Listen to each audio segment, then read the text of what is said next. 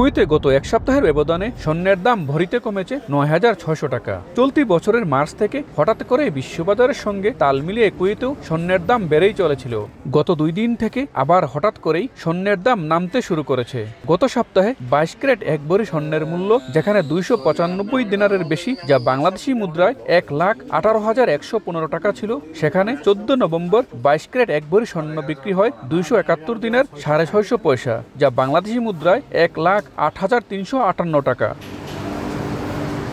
এছাড়া গ্রাম হিসাবে 24 ক্যারেট 1 গ্রাম স্বর্ণের দাম বর্তমানে 25 দিনার 300 পয়সা, 22 ক্যারেট 23 দিনার 300 পয়সা এবং 21 ক্যারেট 22 দিনারের কিছুটা বেশি।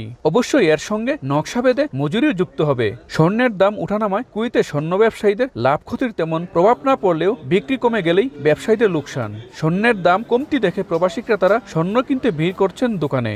স্বর্ণের দাম কম, এই জন্য আসছে আর কি। আজকে কিছুটা কম, এর আগে ছিল 25 টাকা গ্রাম, আজকে আর কি 30 টাকার মধ্যে কিছু উপর আছে আর কি, এই জন্য আসছে আর কি। হয়তো আরও যদি এর পরে ভবিষ্যতে কমে, হয়তো মাসখানে 15 দিন পরে, তাহলে আবার নেওয়ার চিন্তা ভাবনা আছে। যত স্বর্ণের দাম কমবে আমাদের কাস্টমার আরও বাড়ে, দোকানে বেচা কেনা বাড়ে। স্বর্ণের দাম হাই হলে কি হয়, বেচা কেনা একটু কমে যায়। স্বর্ণের দাম বাড়লে কমলে আমাদের কোনো লাভ লস নাই, বেচাকিনি কম হলে আমাদের কিছুটা লস আছে।